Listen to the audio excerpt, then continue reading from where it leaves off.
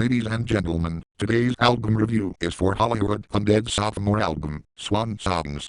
Hollywood Undead are another new act to have come out in the last 2 to 5 years. This quote-unquote band and Asking Alexandria are both insufferable problems within music. They copy Slipknot with the masks, which aren't even interesting looking.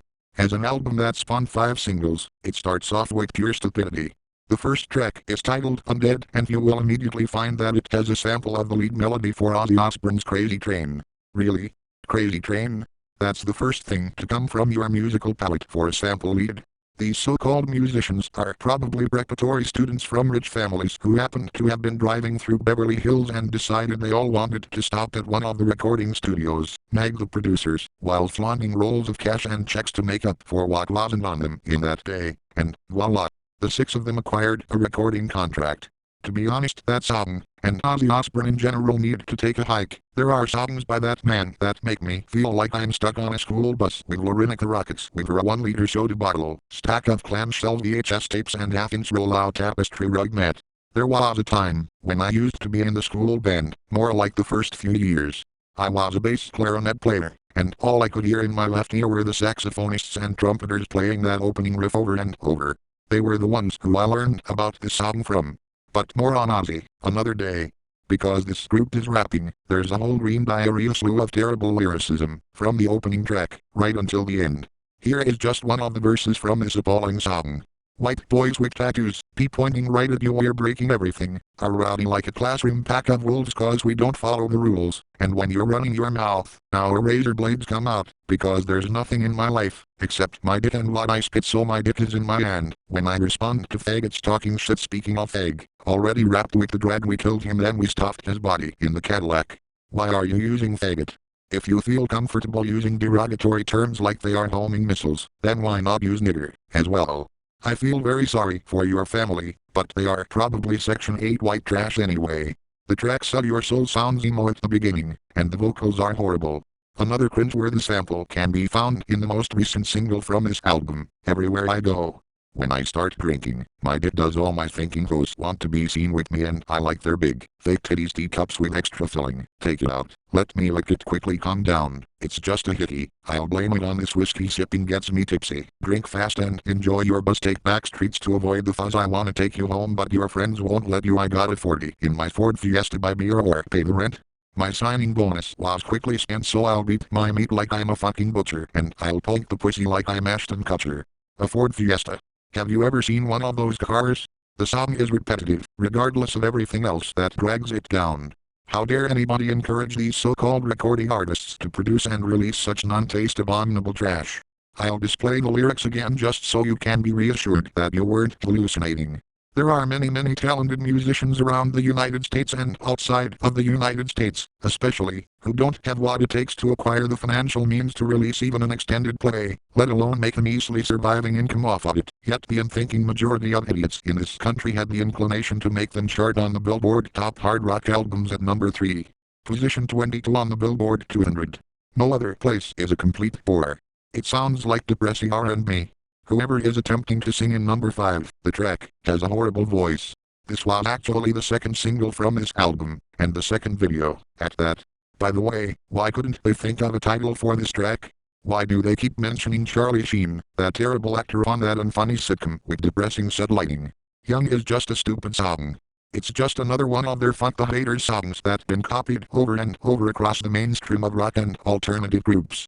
That backing chorus of child voices is a pitiful bore to teen ears, as it is a display of lamb musicality. Black Dahlia is full of shitty high school poetry. The lyrics are as follows. I loved you, you made me, hate me, you gave me, hate, see? It saved me, and these tears are deadly. You feel that? I'd rip back every time you tried to steal that. You feel bad? You feel sad? I'm sorry, hell no, fuck that. It was my heart, it was my life, it was my start, it was your knife, this strife, it dies, this life and these lies and these lungs have sung this song for too long and it's true, I hurt to remember I loved you. And I've lost it all, fell today, it's all the same. I'm sorry, oh, I'm sorry, no, and I've been abused, I feel so used because of you. I'm sorry, oh, I'm sorry, no, they know nothing about abuse, trust me. Holy mother of fuck, poison all 6 of these assholes. That is not how you write lyrics. The rhyming is so square and doesn't have any charm to it. and the idiot is speaking like he has a heart. I'll be damned the day his autopsy is performed and the coroner finds nothing more than a 1-inch bite-sized charred piece of tube under his aortic valve. This love, this hate is retarded emo garbage in major keys. This is the type of song that requires a musical quarantine vacuum. The same lyrical content in Bottle and a Gun can be found from any of the preceding tracks.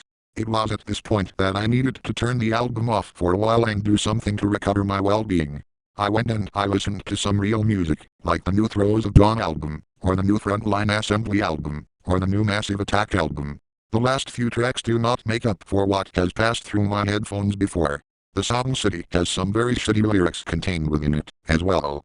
Let's watch it burn, let's watch it burn, let's watch this city burn the world. Let's watch this city burn from the skylines on top of the world till there's nothing left in her. Let's watch this city burn the world. The musical ideas coming through at this point are the last scrapings from their hollow barrel they siphoned them from when they started this band. The diary is crap. Pimpin' is crap too. By the way, the song Paradise Lost does not in any way sound like this.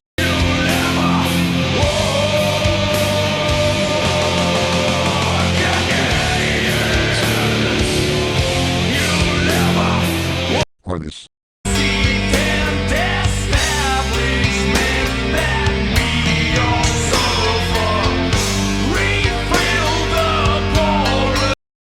Or this.